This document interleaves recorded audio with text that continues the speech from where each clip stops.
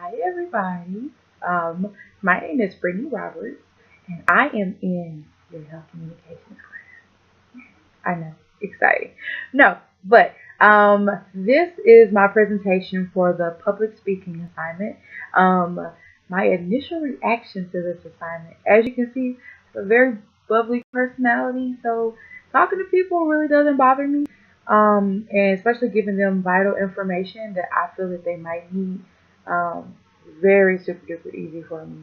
I will say it is kind of weird to do public speaking, talking about public speaking, just in terms of trying to, get all my thoughts together and what I think is successful and things that I know that I can personally work on to make me a better public speaker. Um, so let's talk about public speaking. According to Coursera.com, the National Association of College and Employers says that employers want job applicants who have strong communication skills and can articulate what they want to get across to future investors and so on and so forth. So for us, investors are our patients. Other health educators, businesses, jobs, schools, teachers, everybody, because we want to promote healthy living. And in order to do that, we have to educate. And in education, you have to talk. We live in a day and age now where we have so many different ways to communicate, but a lot of times it can't get across. So for me, I think public speaking is very important because you get to see the fire and passion that someone has for their job or essentially what they're discussing about, and you get kind of riled up behind them if it's done properly. Um, so why is public speaking important to health communication and health education?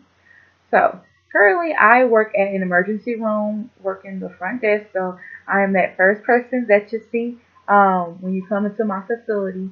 And at that point, our whole total script is, welcome to our emergency room. How can I help you? Or what's your medical emergency? And a lot of times, we get a lot of people who come into the emergency room for non-emergent things. So for me, as a future health educator, I take that moment to kind of sit back and be like, man, well, just wanted to let you know that X, Y, and Z might not be qualified as actual medical emergency, but we are most definitely happy to see you. And so when you kind of open up that window of, wow, why am I here? Then it kind of gives me that soapbox to get up there and then educate. So with that being said, we have to be able to feel comfortable and confident in what we know in terms of, medical history, medical backgrounds, health information, everything that we've been taught in all these classes that we are taking, and be able to give it to the general public so that they can educate themselves as well as their families. So you have to be comfortable. It's kind of one of those things that you have to get over eventually, and of course it comes with practice and it does come with time. But for me, effective educators are people who feel comfortable talking with people because essentially we deal with people on a regular basis, and we want to see people happy and healthy because that makes me feel good on the inside knowing that I'm doing my job and doing it well. So let's actually talk about ways to improve on being a public speaker or what people generally feel are good traits that public speakers have. So, according to entrepreneur.com, first, tell great stories. As you can see, I did with my job. Yeah. You want to be relatable to people. People want to feel comfortable listening to you talk about what you're trying to sell. And for us, I'm trying to sell health. I want you to be a healthy person because, helps bring down the, national debt, insurances, like so public policies, so many benefits for us to be healthy. And if I can express that to you, by telling you, a story about how, I was never been to the emergency room type thing, or, how I got a cough cold, I went to my primary care physician. People feel comfortable when they feel that you're relatable. Do not read your presentation like slide by slide, word for word.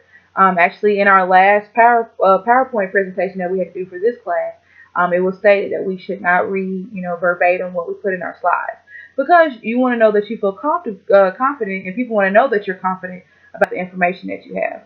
It doesn't really take a lot of effort to kind of compile a speech together, but when you can kind of go off of what you're saying, and not so much a tangent, but you can kind of divulge more information, people want to listen to you. People want to care more. Don't be the stats or quotes person. We all know those people, even with teachers sometimes, where they're literally just like, okay, cool, refer to this, or well, according to this person and or that person. You know, we're an educator. We're being taught certain information. We should feel comfortable enough to, even if you're going to do facts and figures and statistics, you should be able to accurately portray and say exactly how did we get to this figure? Why does this figure matter? And also bring the energy. People, essentially, even people who want to know information might not care. And I know that sounds really bad, but they might feel like there's other things, better things that they can do. So if you're listening to me talk, I want you to feel like this is the best speech you've ever heard, and you're going to learn so much information. And I want you to feel all the positive vibes that I'm having right now, because I'm hoping that I can reach just one person who wants to make a difference in their life, and hopefully make a difference in their family's lives, and so on and so forth. Um, so you want to be riled up, you want to be fired up, and generally fired up, because people can pick up on those social cues if you're just actually not feeling it. Last but not least, I also looked up the Toastmasters website just to get some more points. Be patient.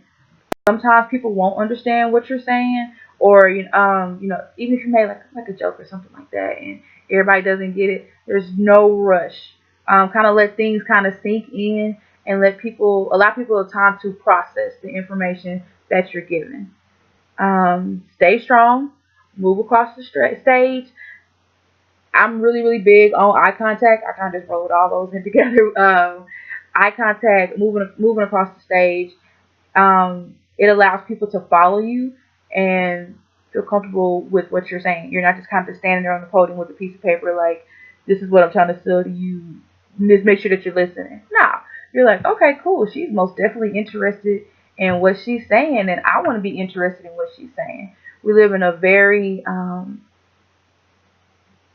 follow the leader type society, and so if I'm showing that energy and I'm like, no, I want to help you as a person, then you're going to feel like I'm only talking to you and you're the only person in the room. And what I'm trying to give you is the best information that you've ever heard. So that wraps up my public speaking video, and I hope you guys enjoyed it. Good luck to everybody in the rest of the semester.